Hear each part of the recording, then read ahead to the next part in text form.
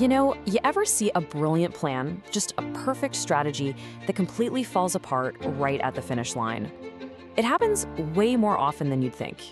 That final phase of a project, especially in consulting, is where the real value is either cemented for good or just completely lost forever.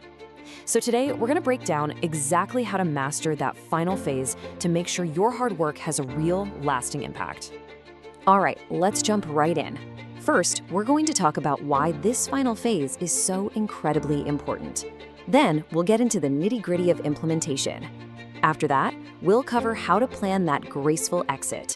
And finally, how to wrap everything up with a solid evaluation and final report. So let's kick things off with this big idea. A project's real legacy isn't the beautiful, detailed blueprint you hand over. Nope.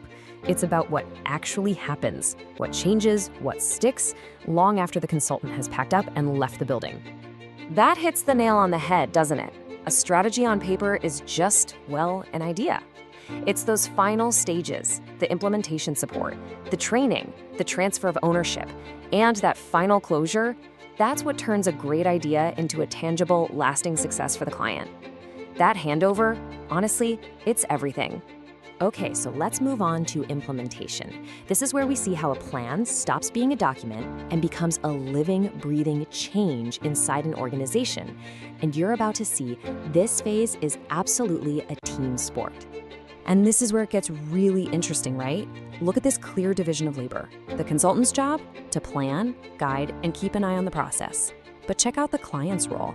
They have to learn, adopt, and train their own people. And the big one, they have to own the outcome. It's a huge shift. This isn't something being done to them. It's a process they're actively supposed to be leading. So the really crucial point here is that this whole phase is also a massive opportunity to upskill the client's team. I mean, think about it. For example, a client's finance team might learn so much about a new reporting software during implementation that they end up creating their own custom dashboards, something that wasn't even in the original plan. This isn't just about solving one problem. It's about building the client's ability to solve their own problems down the road. Which brings us to the next critical stage, strategically planning your exit as the consultant. And listen, this is not about just packing up your laptop on the last day. It's about designing an exit that truly empowers the client and makes sure the success is actually sustainable. And that is the key phrase right there.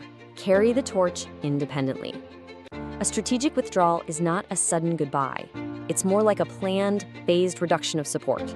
You might see a consultant go from leading daily meetings in week 1 to just observing them in week 2, to just getting a summary email by week 4. Their presence slowly fades as the client's confidence and capability grow to fill that space. It's an empowering transition of ownership. So how do you pull that off? Well, it really boils down to these 3 core steps. First, everyone agrees on a clear, no surprises timeline. Second, you double down on focused training to empower the client's team. And third, you have ways to check in, evaluate how they're doing, and follow up to make sure they've got the support they need to really succeed on their own. All right, we've reached the final actions that officially close out the project. This is where you measure the success, you prove the value you delivered, and you create a permanent record of everything that was accomplished. And let me be clear, this step is absolutely non-negotiable. Without a proper evaluation, how do you really know if the project was a success? This isn't just for the client's peace of mind. It gives you concrete proof of the project's impact and offers critical lessons for everyone involved for the next time. The final report is so much more than just a formality. It's the one document that captures the entire project's value. It pulls together the original goals, the timeline, the key wins, and the proof of success. It creates a single, powerful story that the organization can use for years to come.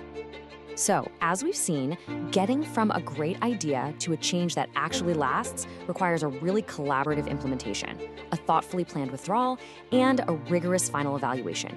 That successful exit, that's where the full value of all the work is finally locked in.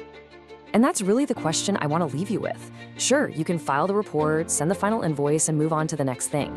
But if the client isn't fully empowered to continue the work on their own, was the project truly complete? Something to think about.